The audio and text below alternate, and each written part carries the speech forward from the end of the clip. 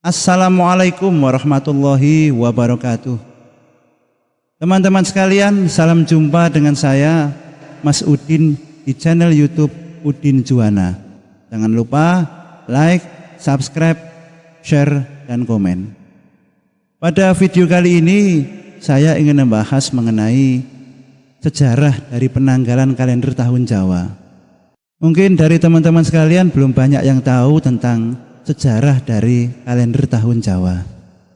Nah, teman-teman sekalian, kalender tahun Jawa itu dibuat oleh Sinuwun Dalem Sultan Agung Hanyokrokusumo, Raja Agung Kerajaan Mataram Islam yang berkuasa dari tahun 1613 sampai dengan tahun 1645 Masehi.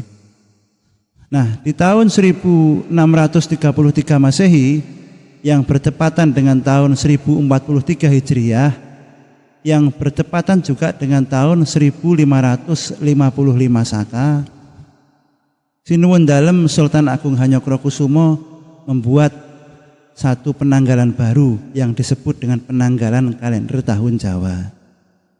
Nah, memang pada saat itu di Kerajaan Mataram Islam itu ada dua kalender yang berlaku, yaitu kalender tahun Saka dan kalender tahun Hijriah. Nah, Sinuwun Dalem Sultan Agung Hanyokrokusumo membuat satu penanggalan baru yang disebut dengan penanggalan kalender tahun Jawa.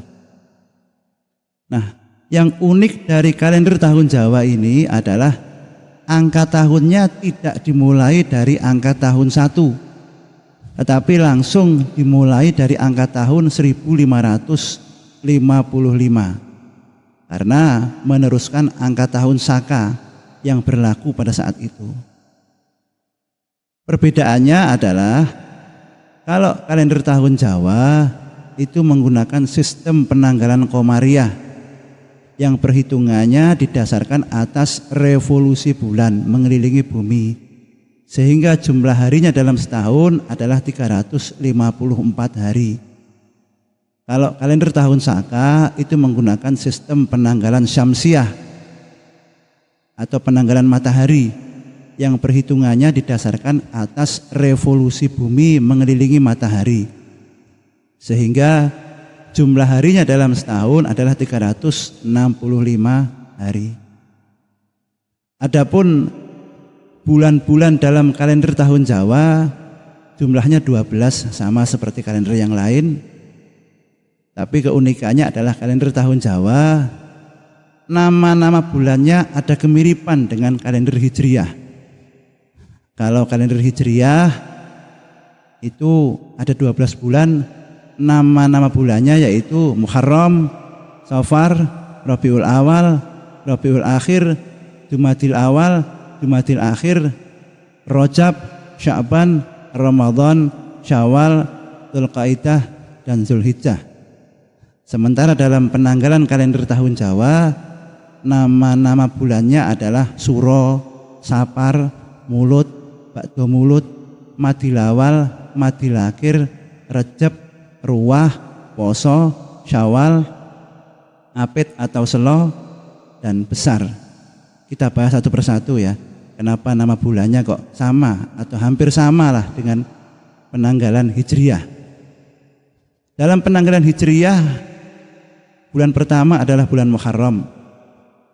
Dalam penanggalan Jawa diganti menjadi Suro.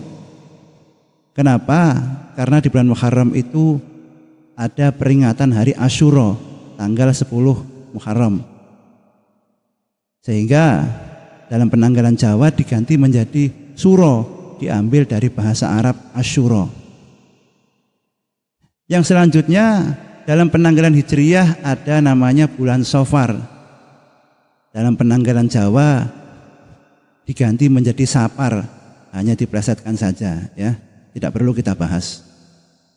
Yang selanjutnya dalam penanggalan Hijriah ada namanya bulan Rabiul Awal. Dalam penanggalan Jawa diganti menjadi bulan Mulut, diambil dari bahasa Arab Maulud atau Maulid, karena pada bulan Rabiul Awal itu ada peringatan Maulid Nabi Muhammad Sallallahu Alaihi Wasallam pada tanggal 12 Rabiul Awal. Sehingga dalam penanggalan Jawa nama bulannya diganti menjadi bulan Mulud. Yang selanjutnya dalam penanggalan Hijriyah ada namanya bulan Rabiul Akhir. Dalam penanggalan Jawa diganti menjadi Ba'do Mulud, yang artinya selesai peringatan Maulid pada bulan itu. Yang selanjutnya dalam penanggalan Hijriyah ada namanya bulan Jumadil Awal, Jumadil Akhir. Dalam penanggalan Jawa diganti menjadi Madil Awal dan Madil Akhir, hanya dipotong saja, tidak perlu kita bahas. Yang selanjutnya dalam penanggalan Hijriyah ada namanya bulan Rajab.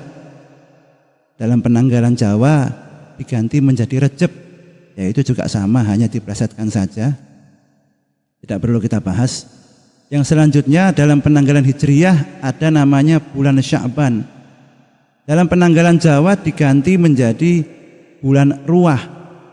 Kenapa? Karena pada bulan ini masyarakat Jawa banyak melaksanakan tradisi ziarah kubur atau nyadran untuk mendoakan para leluhur yang telah meninggal dunia. Sehingga bulan ini disebut bulan Ruwah, diambil dari bahasa Arab arwah, yaitu bulan arwah, ya. Yang selanjutnya dalam penanggalan Hijriyah ada namanya bulan Ramadan. Dalam penanggalan Jawa diganti menjadi bulan Poso. Kenapa? Karena pada bulan ini umat Islam melaksanakan perintah ibadah puasa selama sebulan penuh di bulan Ramadan. Makanya dalam penanggalan Jawa diganti menjadi bulan Poso. Yang selanjutnya dalam penanggalan Hijriyah ada namanya bulan Syawal. Dalam penanggalan Jawa tidak dirubah, tetap sama, yaitu bulan Syawal. Tidak perlu kita bahas. Yang selanjutnya dalam penanggalan Hijriyah ada namanya bulan Dzulqa'dah. Dalam penanggalan Jawa diganti menjadi bulan Apit atau Selo.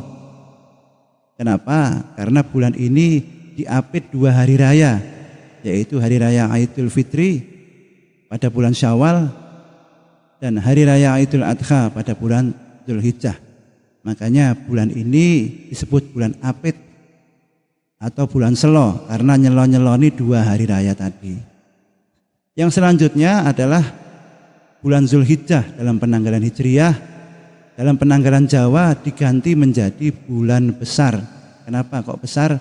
Karena pada bulan ini ada namanya hari raya Idul Adha, yang mana larangan ibadah puasa pada hari raya Idul Adha itu berlaku sampai 4 hari, yaitu pada tanggal 10 sampai dengan 13 Dzulhijjah, sehingga disebut hari raya besar karena sampai 4 hari diharamkan berpuasa.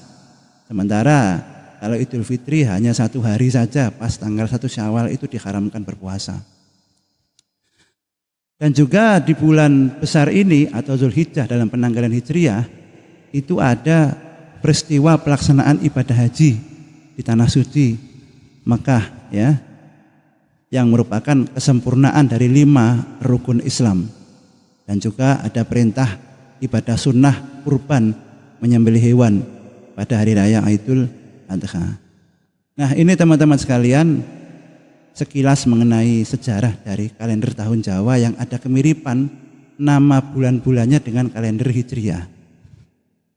Saya tambahkan sedikit bahwa dalam penanggalan kalender tahun Jawa itu ada namanya pasaran, yaitu Legi, Paing, Pon, Wage, Kliwon, yang disematkan pada 7 hari yang ada, dari mulai hari Ahad, Senin, Selasa, Rabu, Kamis, Jumat, Sabtu. Jadi misalnya begini teman-teman sekalian, Ahad Legi, Senin Paing, Selasa Pon, Rabu Wage, Kamis Kliwon. Nanti Jumatnya kembali lagi ke Legi, Jumat Legi, Sabtu Paing, Ahad Pon, Senin Wage, Selasa Kliwon, seterusnya seperti itu.